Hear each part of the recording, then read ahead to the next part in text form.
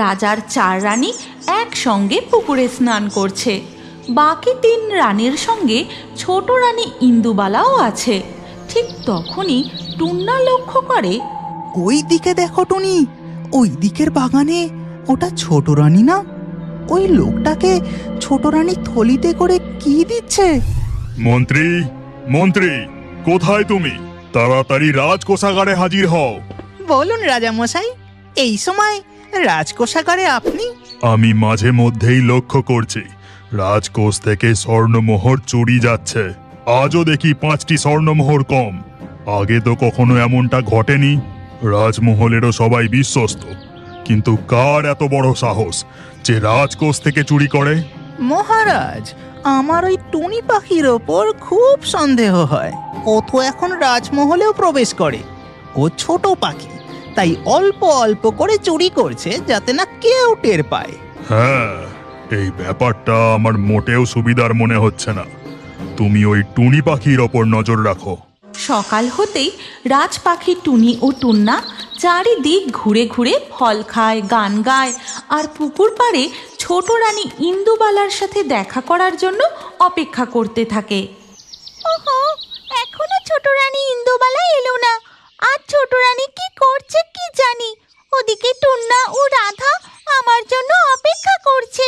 ঠিক তখনই ছোট রানী ইন্দুবালা স্নান করতে পুকুর পাড়ে আসে। আজকের মতো আমার কাজ শেষ, যাই এবার স্নান করে নিই। আপনার এই আসার সময় হলো? আমি কখন থেকে আপনার জন্য অপেক্ষা করছি। তুমি আমায় এত ভালোবাসো, আমায় দেখতে না পেলে তোমার মন এত অস্থির হয়? হ্যাঁ ছোট রানী। এরপর টুনি ও ছোট রানী ইন্দুবালা অনেক গল্প করে। তারপর টুনি যখন তার বাসায় ফেরে, টুনি, এতক্ষণ তুমি কোথায় ছিলে? আমি পুকুর ঘাটে ছোট রানী ইন্দুবালার সাথে গল্প করছিলাম। সে কি, আজ তো ছোট রানী অনেক সকালেই বাকি 3 রানীর সাথে এসে স্নান করে গেছে। কি তুমি কি বলছো? ছোট রানী আগেই স্নান করে ফিরে গেছে? তাহলে আমি এখন যার সঙ্গে এত গল্প করে এলাম সে কে? নকল রানী? ঠিক তখনই টুনি ও টুন্নার বাসার কাছে ছোট রানী ইন্দুবালা এসে বলে, টুনি পাখি, খবর শুনেছো? রাজকোষ থেকে স্বর্ণমোহর চুরি যাচ্ছে। তুমি আমার সাথে গল্প করতে, দেখা করতে রাজমহলে আসো, তাই রাজা মশাই তোমার উপরে সন্দেহ করছে। কিন্তু ছোট রানী, বিশ্বাস করুন, আমি চুরি করিনি। রাজা মশাই খুব রেগে আছেন, তাই আমি তোমাকে সতর্ক করতে এলাম। এখন আমি চলি। টুন্না, আমার কেমন যেন সন্দেহ হচ্ছে। রাজার 4 রানীদের ওপর আমাদের নজর রাখতে হবে। এর পরের দিন সকালে দেখা যায় রাজার 4 রানী একসঙ্গে পুকুরে স্নান করছে। বাকি 3 রানীর সঙ্গে ছোট রানী ইন্দুবালাও আছে। ঠিক তখনই টুন্না লক্ষ্য করে, ওই দিকে দেখো টুনি, ওই দিকের বাগানে ওটা ছোট রানী না? ওই লোকটাকে ছোট রানী থলিতে করে কি দিচ্ছে? কিন্তু ছোট রানী তো এখানেও স্নান করছে। চলো তাড়াতাড়ি আমরা কাছে গিয়ে দেখি। টুনি ও টুন্না উড়ে গিয়ে সেখানে এক গাছে বসে আর দেখে, এ কি, এই যে দেখি সেই দিনের ওই জমির ওই লোকটা যে আমাদের কোদাল দিয়েছিল। তার মানে এ নিশ্চয় নকল রানী। কিন্তু ছোট রানীর ছদ্মবেশে এটাই বা কে? ছোট রানীর ছদ্মবেশে চোর মহলেই লুকিয়ে থাকে আর চুরি করে। এই ঘটনাটা এক্ষুনি আসল ছোট রানীকে বলতে হবে। এরপর টুনি ও টুন্না আবার পুকুর ঘাটে যায়। 3 রানী স্নান সেরে মহলে ফিরে গেলে, ছোট রানী, চোর আপনার ছদ্মবেশে রাজমহলে লুকিয়ে আছে। আমার কথা মন দিয়ে শুনুন। এরপর টুনি পাখি ছোট রানীকে সেই দিনের সমস্ত ঘটনা খুলে বলতে থাকে। রাধা, ভোলা, চল, অনেক বেলা হলো, এবার রাজা মশাইয়ের জমিতে হাল টানতে যেতে হবে। ঠিক তখনই রাধা জোরে জোরে ডাক দেয়, চলো টুনি, রাজকর্মচারী ভোলা আর রাধাকে নিয়ে আজ কুসুমপুর গ্রামের দিকে রওনা দিয়েছে। এবার আমরাও যাই, চলো। এরপর টুনি ও টুন্না উড়তে উড়তে কুসুমপুর গ্রামের জমিতে পৌঁছায়। তারপর তারা রাধা আর ভোলার পিঠের ওপর বসে। হট হট হর্র, হট হট। রাজকর্মচারী জমিতে হাল টানতে থাকে। এমন সময় হঠাৎ তাদের লাঙল যেন কিছুতে একটা আটকা পড়ে, আর এগোতেই চায় না। রাধা ও ভোলা গরু তাদের শক্তি দিয়ে টেনেও লাঙলটিকে এগিয়ে নিয়ে যেতে পারে না। হট হট হর্র, হট হট। রাধা, ভোলা, তোরা আরো জোরে টান।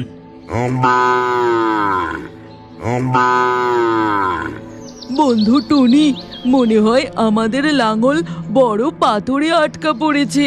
কিছুতেই আমরা টানতে পারছি না, আমরা ধীরে ধীরে হাঁপিয়ে পড়ছি। ঠিক আছে, আমি কিছু একটা ব্যবস্থা করছি, তুমি একটু অপেক্ষা করো। হট হট হর্র, হট হট। এ তো মহা সর্বনাশ হলো দেখছি।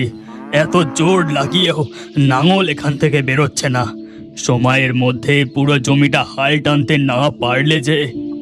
ওদিকে টুনি ও টুন্না পাশের জমিতে এক চাষি দম্পতির কাছে উড়ে যায় আর তাদের গিয়ে বলে, চাষি ভাই, ও চাষি ভাই, তোমাদের কোদালটা একবার দেবে গো?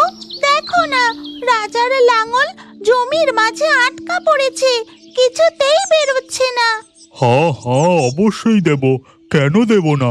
না না, দেওয়া যাবে না।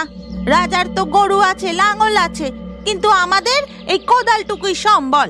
এটা যদি তোমরা ভেঙে ফেলো তাহলে আমরা আর চাষ করতে পারবো না। না না, ও কোদাল দেওয়া যাবে না। ও চাষির বউ, তোমাদের কোদাল ভাঙবে না গো, গর্ত খুঁড়ে লাঙলটা বের করে আবার তোমাদের ফিরিয়ে দেব।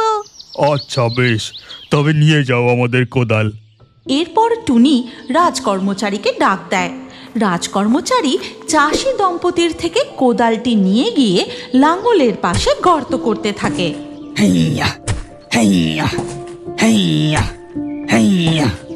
লাঙলটি বের করার জন্য গর্ত করতে করতে এমন সময় মাটির ভেতর থেকে বেরিয়ে আসে একটি স্বর্ণমোহরে ভরা সিন্দুক। হে ভগবান, এ আমি কি দেখছি? এ যে জমির মধ্যে স্বর্ণমোহরের সিন্ধুক।